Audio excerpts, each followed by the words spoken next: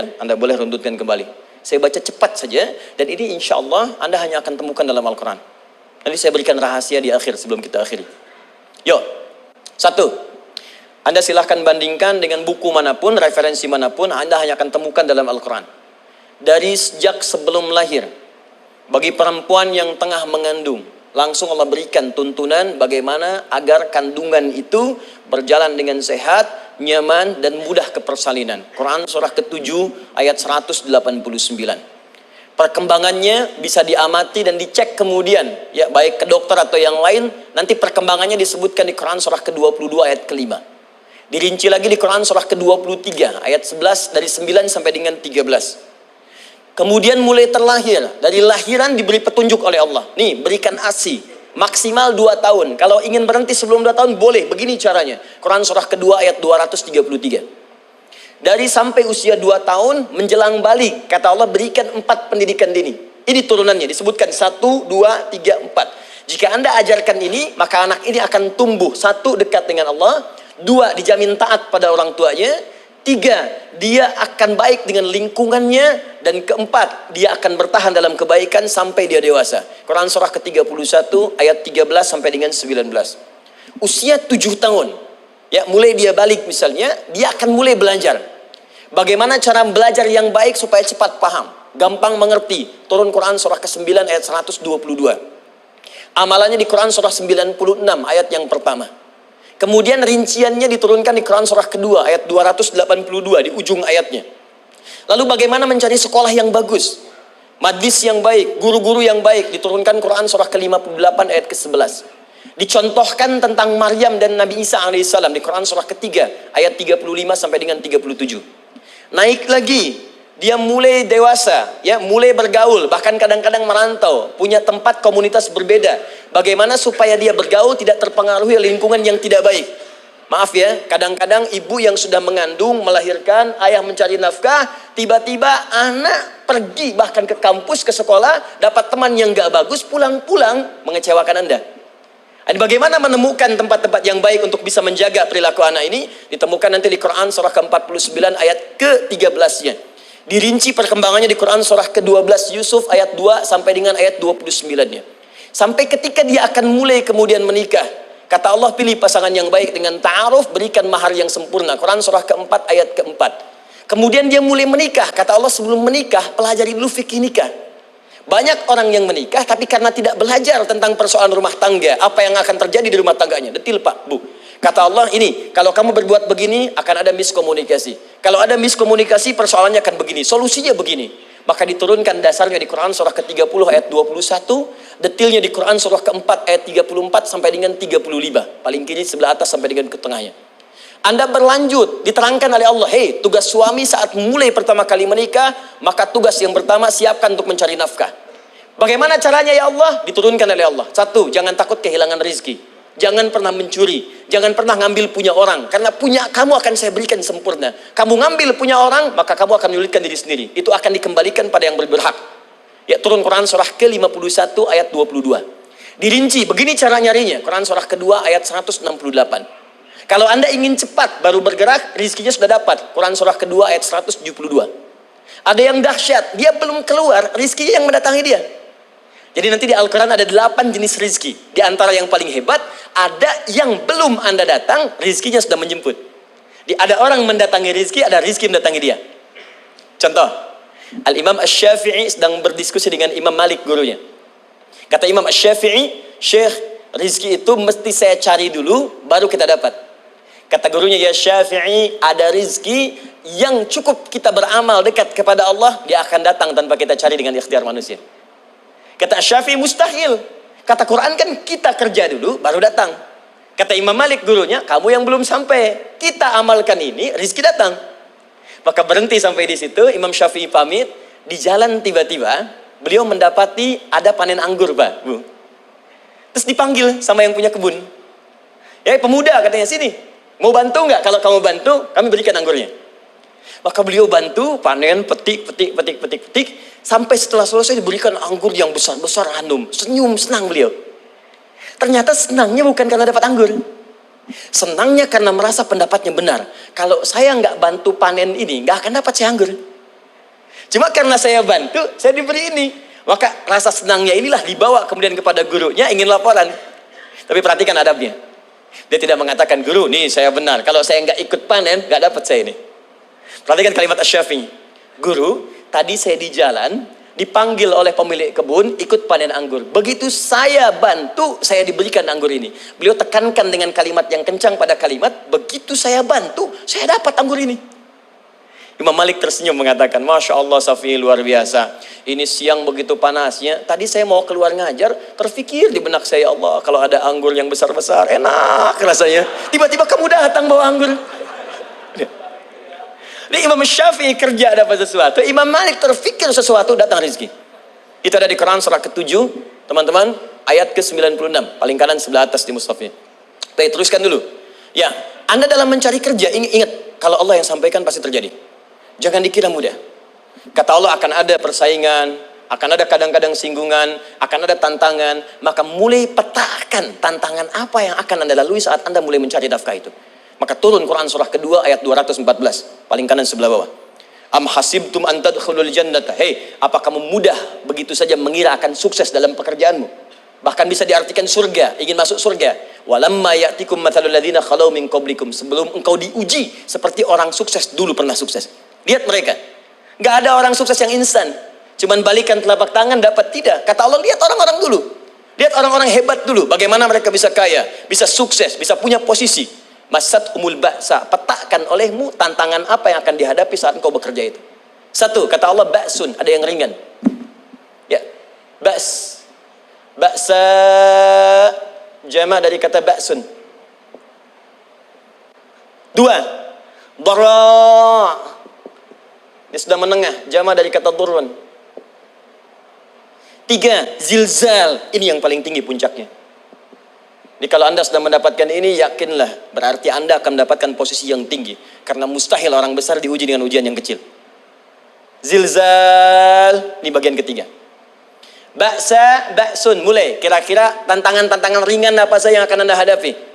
Ya, kalau saya contohkan misalnya dengan contoh yang lain singkat, Anda mau ke masjid, ingin konsisten, mulai hijrah, ingin dekat dengan Allah, tiba-tiba yang tadinya nggak mau ke masjid, mulai ke masjid, diuji dengan hujan. Hujan kecil, rintik-rintik, shower. Begitu hujan, orang Arab mengatakan kalau hujannya bisa lewat tanpa payung pun, orang Arab mengatakan la ba'sa. La ba'sa ini ringan. Orang kita sambungin, labas. Dari bahasa Arab, lewat. Nah, jadi kalau Anda mau berangkat nih, siap bekerja, siap hadapi tantangan. Baru mau lewat hujan kecil, berarti itu tantangan kecil kita lewati. Macet, petakan, cari jalan yang kemudian sempurna, jalan yang kosong, buka Google-nya, buka Waze-nya, buka map-nya, cari. Jadi kalau pada yang kecil aja belum kita lewati, bagaimana mendapatkan yang besar? Anda mau ke masjid, dikasih hujan kecil, mau berangkat gak jadi. Papa, kenapa gak jadi? Hujan mah, kan ada payung, takut riak. Tuh.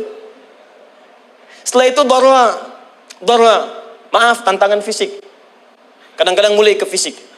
Mulai mengganggu, ya, maaf, dirincikan kemudian oleh Al-Quran. Turun Quran surah ke-21 ayat 87 sampai 88, kisah Nabi Yunus alaihissalam. Yunus beraktivitas, bekerja, bukan berarti nggak ada tantangan. Kadang-kadang dibawa, kadang-kadang diusir, kadang-kadang Anda dapat misalnya proyek, kadang-kadang sudah mulai masukkan tender, tiba-tiba gagal, diserobot orang, kadang-kadang orang yang dapat, Anda yang ngajukan, itu biasa. Kata Allah itu biasa, bukan cuma Anda, yang lain pun ada. Bukankah Allah ajarkan kisah Sayyidah Hajar alaihissalam dengan Ismail? Bukankah bolak-balik naik Safa Marwah, kadang di atas, kadang di bawah, kadang lihat peluang sampai Marwah ternyata bukan air. Terkadang Anda yang bekerja, tim yang lain yang mendapatkan karena kerja keras Anda, bisa jadi terjadi. Bukankah yang kerja keras Hajar yang dapat Ismail?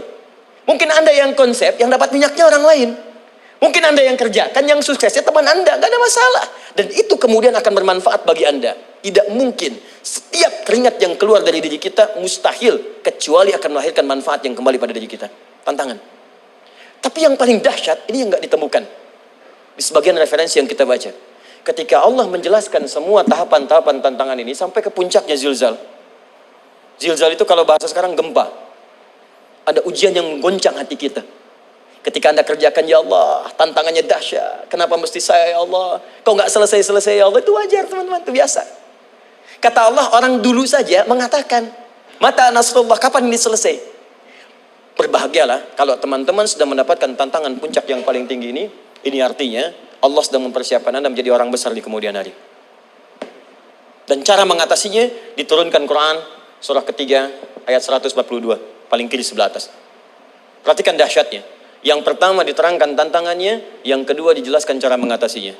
Saya mau berhenti sampai di titik ini, nanti saya terangkan cara berinteraksi dengan Al-Quran. Ya, perhatikan baik-baik. Kata Allah, jika kelak engkau sudah bisa memetakan tantangan ini, maka siapkan solusi untuk mengatasinya. Ayatnya dibuka dengan kalimat yang sama persis. Saya pernah sampaikan teori ini di 2 perusahaan besar di Indonesia. Yang pertama, ada salah satu perusahaan, karena ini direkam saya nggak sebutkan perusahaannya, perusahaan otomotif besar, sedang turun gratis, kemudian juga ada inflasi yang tinggi. Terus saya terangkan teori Quran. Dia praktekkan berhasil, Pak. Padahal saat itu saya presentasi di depan non-muslim. Non-muslim. Sales-sales se-Indonesia dikumpulkan, saya bedah tentang ini. Dan mereka berhasil. Sampai sekarang naik lagi. Yang kedua sama, ini direkturnya juga non-muslim. Tapi nggak apa-apa, kita diskusi. Dan mau mendengar teori ini. Dan praktekkan, naik.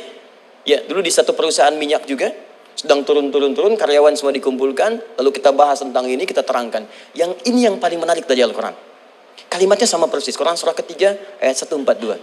Am hasibtum an tadkhulul jannata. Apa Anda duga akan begitu mudah mendapatkan kesuksesan dalam hidup? Tolong fokus baik-baik.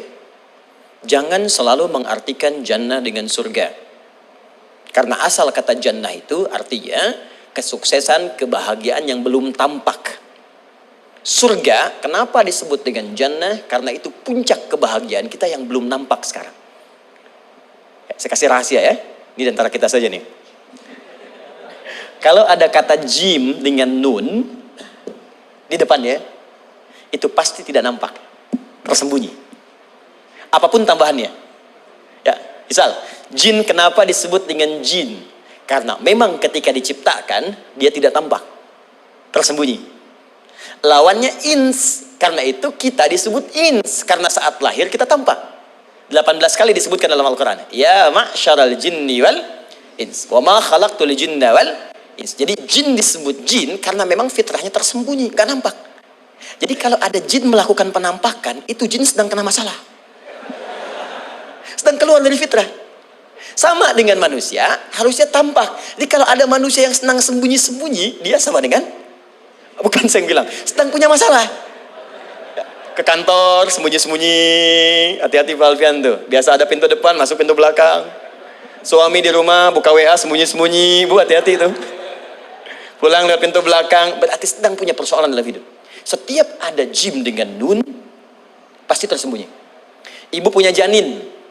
Rahim. Dalam rahim ada janin.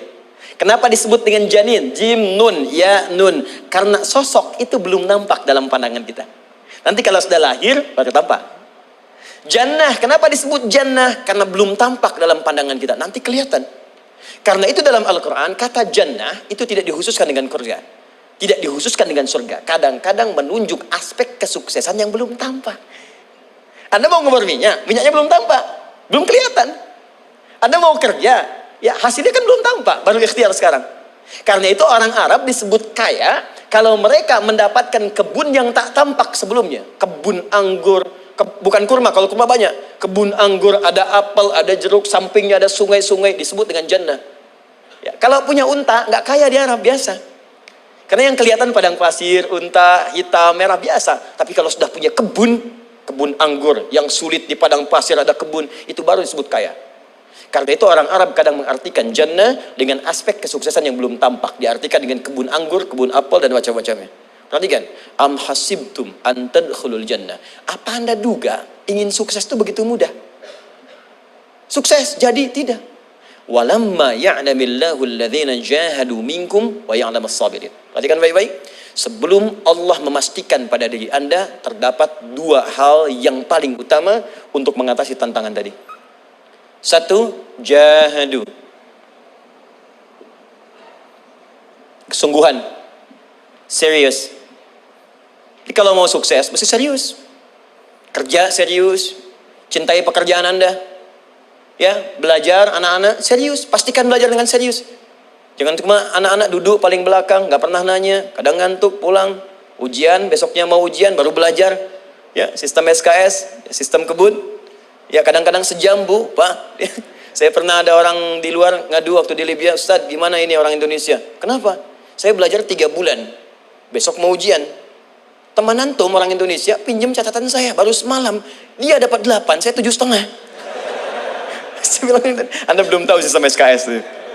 Baik, ya. Tapi itu bukan solusi. Begitu ujian selesai, ilmu lupa. Itu poinnya.